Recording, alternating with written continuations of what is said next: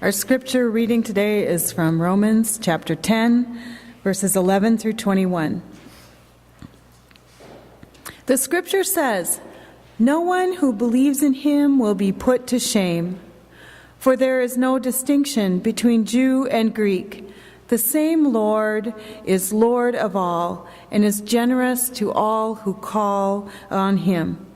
For everyone who calls on the name of the Lord shall be saved. But how are they to call on one in whom they have not believed? And how are they to believe in one of whom they have never heard? And how are they to hear without someone to proclaim him? And how are they to proclaim him unless they are sent?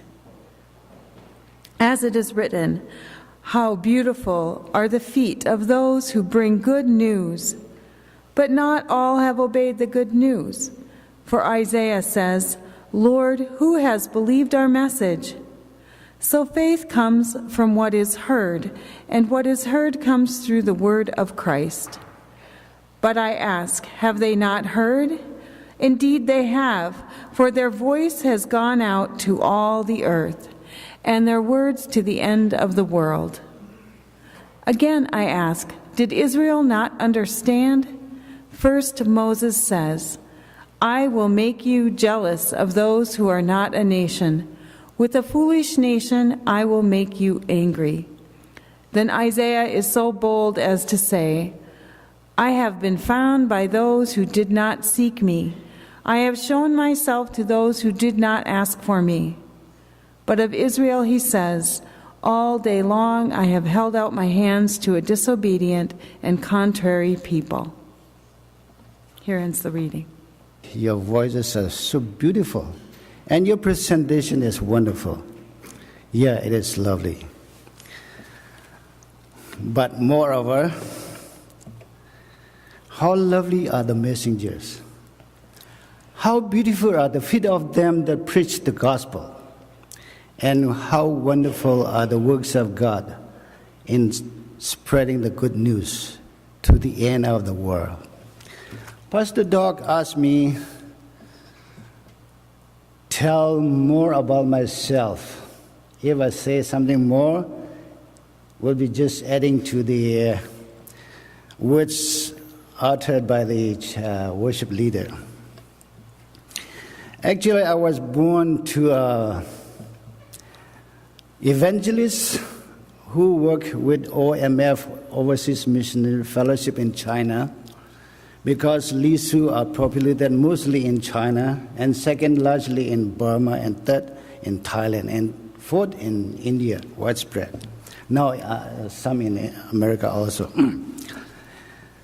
My father worked with these missionaries in China several years. And after that, he was sent back to Burma because he was from Burma and became a Baptist minister among these people. I was born in Burma, and I went to Baptist Missionaries High School. And when I studied in a high school, that is in a town, my family lived in a village. The pastor I stayed with was given 1 year exposure trip to the United States. And he brought back a lot of American cowboy comics in those days. And I read a lot of those comics, and I became a pro-American. John Wayne, the movie, and then Clint Eastwood, they are still my hero. After high school, I joined seminary, and yes, I was one of the leading founders of two Bible Institute among the Lisu people. The first one is Lisu Bible School, and the second one is Lisu Theological Seminary. And meanwhile, I was actively participated in several leading standing committees among Lisu people, among other groups, and even in a national level. And I was sent out as a representative of our country to Southeast Asia Theological Association for one whole term, that's 4 years. And I studied my doctoral study in St. Louis, that's Missouri, Eden Theological Seminary. That's not a Baptist seminary, but it's a UCC, combination of many different denominations. So I'm very glad to be there because I have a good exposure to study about denominations.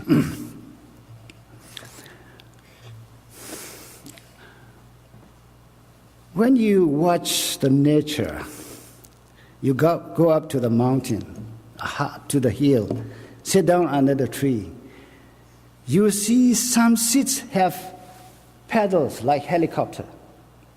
When the wind blows, the seeds twisted the paddles and it flies away to a far distance.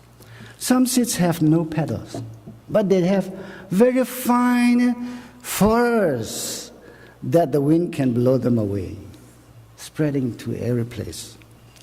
And some seeds have no furs, but they have spores and sticky stuff that can easily attach to animal body, and then animals carry away and then drop them down elsewhere. Some seeds have no petal, no spores, no furs, but they have edible cover. But inside, the seed is covered with a very tough shell. It cannot be broken. So animals swallow it and then dump elsewhere together with the dung as a fertilizer. These are some examples of spreading the seeds God had made. But it's more wonderful and more numerous with regard to the spreading of the gospel to the whole world.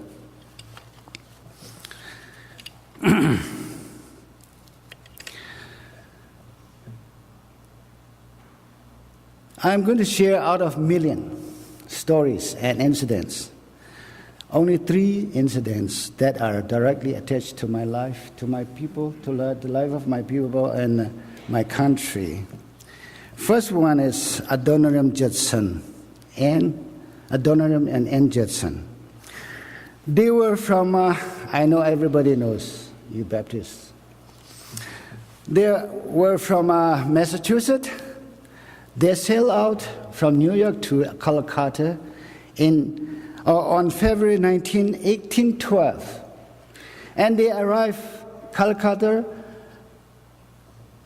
June 17, 4 months on the sea. And when they arrived Calcutta, they changed their mind. They were actually congregational clergymen, coming from the Church of Congregationalists.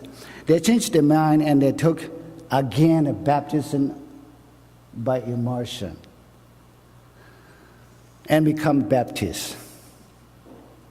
Isn't it wonderful? A minister from UCC made a joke. He asked Lau, do you know why they changed their mind and become Baptists and took baptism by immersion? I didn't say they, on the whole 4 months on the sea, they had nothing to do, just read the Bible over and over, and they got true revelation and they changed their mind. I didn't say that.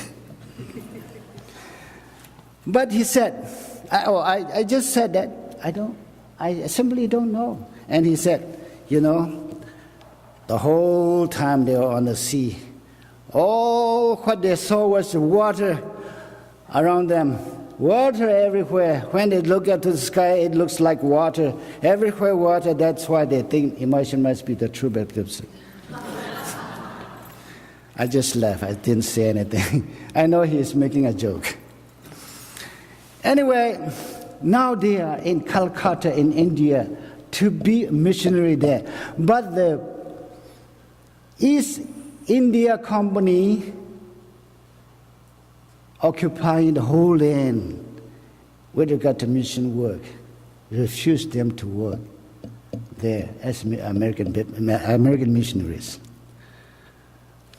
They became a Baptist. They became Baptists. They are cut off from their mission headquarters because they are no longer with their former church. They are cut off from the board. And they are not allowed to work there. Nowhere to work, nowhere to go. They are absolutely in despair, disappointment. Kneeling down, pray. And finally, they have decided and prayed that any ship that comes to that place, they will board on. And any place that ship stops, they will go and work as missionary. But after that, a ship came and headed to the Isle of Penang that is in China.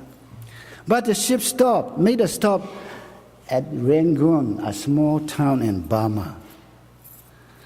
So they brought off and stepped down. That was July 1813. Rainy season, very dirty, very rainy, and very muddy. The city is very, very poor city by that time. You can imagine. Hot, humid. Nobody they know. Nobody welcomed them. Nobody supported them. But they just went on with hardships, difficulties. They struggled. And after 1 year, in 1814, they got connection with Baptist Mission Board. Because first time the Baptists were not ready yet to support them. But after 1 year, they got support from Baptists. But it is very hard to convert a Buddhist into Christianity. When I was asked to share about the growth of the church in Burma, in one of the small towns in Tennessee, I started from Judson's mission work. And after the service, a very old lady with a cane, fraying voice and shaking faces, said, "How come you say Adonai and Judson are just Baptists? We, our fathers, our mothers, we collected money, even poor widows collected money, sent out. We congregational churches." So I made a big apology. I did not mention where they were started. And since that, I got the point.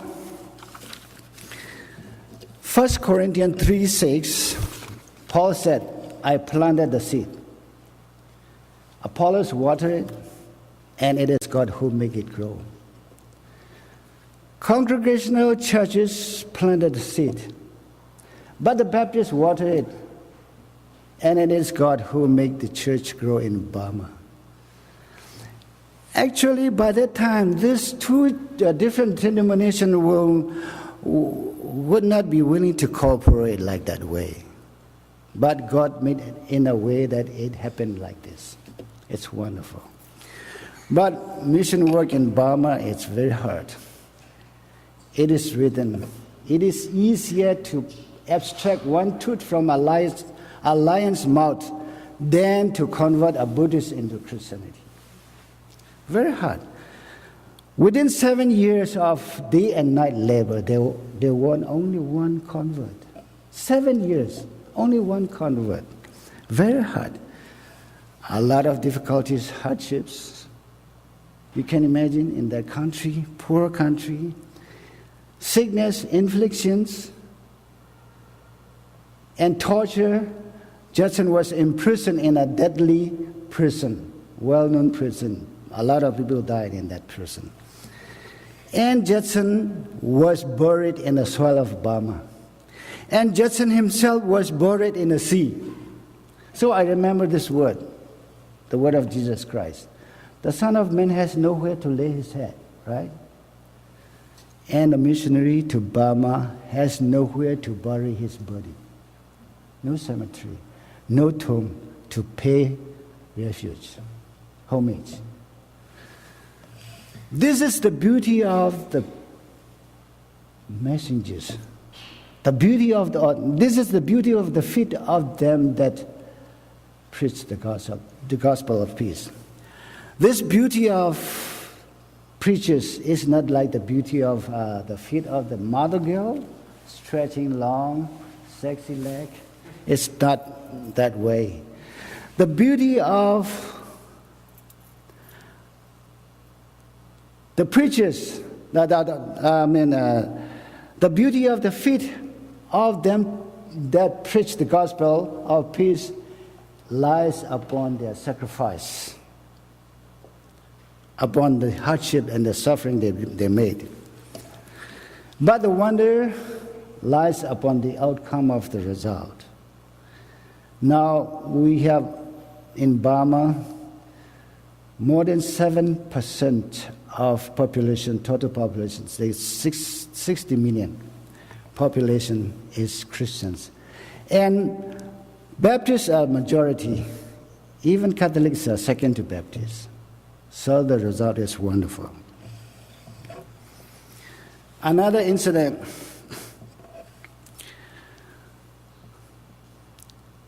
A British missionary by the name of James O. Fraser, is well educated in those days, joined OMF, Overseas Missionary Fellowship in China, in early 1900. He was well educated, and when he joined mission board, he was enthusiastic to preach the good news, to convert the people. But he was assigned to study Chinese literature, to do literature of mission. He was not interested in that assignment, but he was put in a small town quite close to Burma border. There we have several groups of ethnic minorities. But the place have one market day after 5 days. One market day after 5 days. And then on every market day, he went out to the marketplace to talk to the people. But this British young man has a long face, white man, tall guy, round head, long coat, rainbows.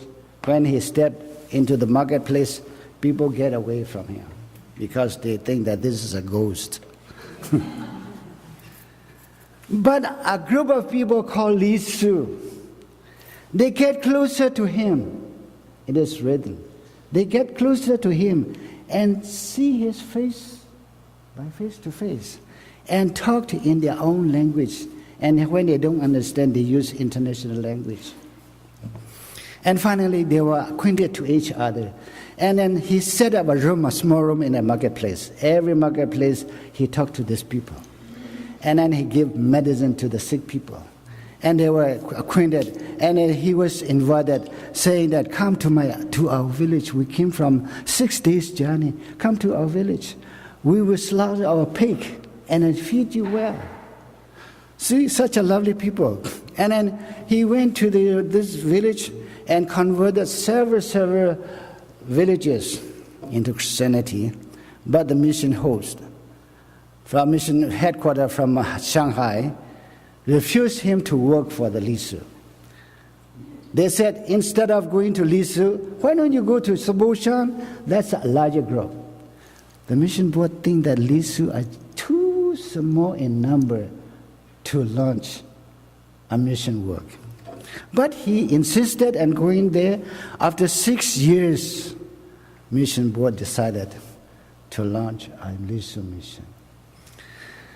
You know what happened?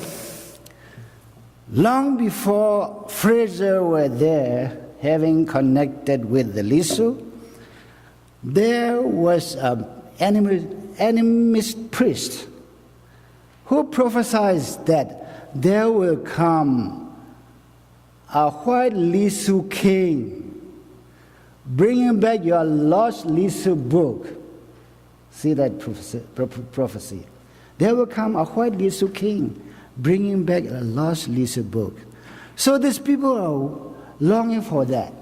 So when they see Fraser in the marketplace, everybody except Lisu, they're getting away from him, but they get closer. And they listen to his words. And they became Christians very fast. It's like John the Baptist preparing the way for Jesus Christ, right? God used enemies, priests, to prepare the way for the gospel among the Lisu. If not God, the Lisu people will be still hidden in the world. Not mission board, but God made wonderfully among the Lisu people. Now, in China, we got a lot of persecution by communist regime. Persecution upon Christians. But after religious toleration was given, now Lisu people emerged as having the highest percentage of Christianity among the individual language groups. The highest percentage, Lisu. So in 2006, a group of people from China came to the United States making Chinese Bible exhibition tour. And they exhibited in 3 major cities, one in Los Angeles, one in Atlanta, one in New York. And by that time I was in Los Angeles, and I went to the Crystal Cathedral and watched them. And this group brought, in honor of these Lisu people, this group brought 6 Lisu people, giving chance to express to the world how they love the gospel, how they love to sing praises to God in their own language, in their own costume. It's wonderful God is working in spreading the good news. Now I'm going to share the last incident. There's a place, an area, quite close to the Burma-China border.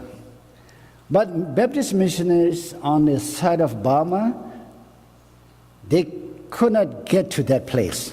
And a China inland missionary could not get to that place. They were left behind, left in between. We have almost 300 households in that area, Lisu households. We do have in that area, there was a person by the name of Zisa, who is mentally ill, not that worse, but he had a wife and relatives. But one day he was lost. Villagers searched for his body in the rocks and in the cliffs, looking for his body. In a very thick forest to find clues that he is eaten by the animals or beasts. They didn't find anything. After searching 1 month, the animal priest, conducted the rites that are to be conducted to the dead person. That means officially he is dead. But after 6 months, in one evening, this alleged widow, when she came from the field to the village, when he got near to her house, the door is open. In the evening, the door is open. And when she got closer, she saw a person sitting by the fireplace. Big American cowboy hat, long coat, boat. And then he heard these words, "No more ngoi lo la." That means, "I am back, my dear." The voice is her husband's voice. Everybody knows that her husband dead. So she shouted, running around the village and shouted, "Ghost, ghost, ghost, ghost." And all the villagers came out with guns, with sticks, and some with brooms, sweeping brooms, because people believe that if somebody is possessed by an evil spirit, then brooms can be used to beat them down. So they surrounded the house. Then he came out and then spoke out briefly how he was led by a spirit to the other side of the river. There's a river. He was unconscious. He didn't remember anything except in crossing the river, he cut one of the silver buttons. They used real silver button to pay for the person who helped him get over the other side. And then he got lost memory again. And then finally he got consciousness when he met with American missionary by the name of Cook, working for China Inland Mission. And then he learned Bible, he learned lithography, and he learned the Bible, he learned some songs, and then he was sent back to this place to be a missionary. He showed the book. He has a little small book, Bible quotation book, and some songs are written there. And he showed one of the missing button, and people are hard to believe, but they cannot do anything. They are afraid. He said, I come back here to set all of us free from the imprisonment and persecution of this evil spirit, because they worship the evil spirit. Now I bring God, the Creator, to set us free. Today, this evening, I'm going to tear down our family, household, spirit shrine. Tear it down and burn it up. Tomorrow, I will come to your house one after another, tear it down and burning those shrines. People are afraid to say anything against him. But they think that evil spirit will do something to this man. Watch him. But nothing happened. So they tear down all the spirit shrines in household spirit shrines and burn it up in that village. In the evening he declared, tomorrow I'll go to that big village where enemy's priest is. Stronger village. And that evening after dark, without thunder, without lightning, without rain, without cloud, a big storm blew from the south to the north, pulling down some trees. It is the sign of evil spirit governing in that whole area, fleeing away in that evening. And on the next day, he did the same to the village, and the whole area became Christians. And the head of that area was a Christian man. He sent message to the Burmese government. That's two days journey. And the government sent two policemen. And they came and observed every night, 2 nights, learning about the songs and Bible quotations, all those things.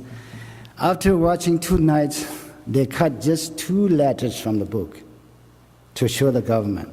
And then said in Chinese, "Zhou ma biyao pa, pa ma biyao zhou." They uttered 2 words only. "Zhou ma biyao pa, pa ma biyao zhou." That means if you're afraid, don't do it. If you do it, don't be afraid of it. That's officialization. So this is the way God used in spreading the good news. It's wonderful. We still remember that when Jesus entered into the Jerusalem, people shouted, "Hosanna, Hosanna," right? And then some Pharisees that said that, "Don't let them shout." And Jesus, what did Jesus reply? We still remember, right? If they don't shout, look at the stones by the wayside, they will shout. See, if missionaries don't do, then God can use a fool. God can use enemy's priest God can do anything He likes. He is doing wonderfully in spreading the good news in the whole world.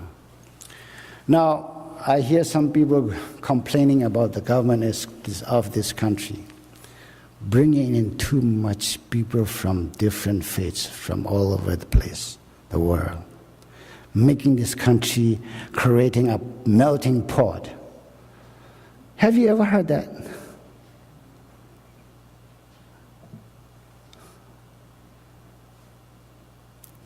I think God is working behind this government, bringing in people from all faiths, from four corners of the world to this homeland, so that we can share our good news to these people.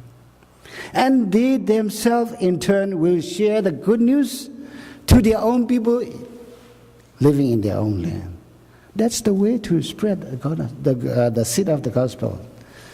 So, brothers and sisters, let us kindle our mind, stimulate our thoughts, find ways, and dedicate ourselves to be a good tool for the spread of the gospel in this homeland as well as in abroad. Thank you very much.